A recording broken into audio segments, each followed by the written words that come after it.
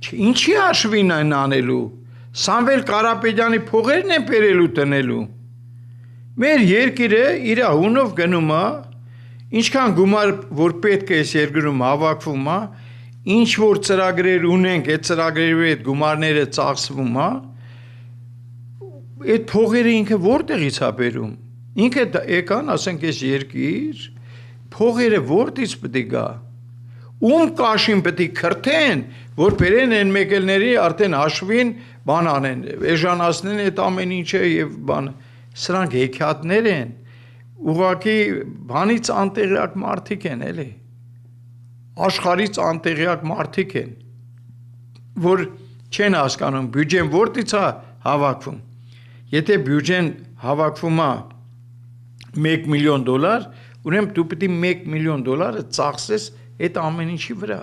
Դու չես կարող հավաքես 1 միլիոն ու ծախսես 5 միլիոն։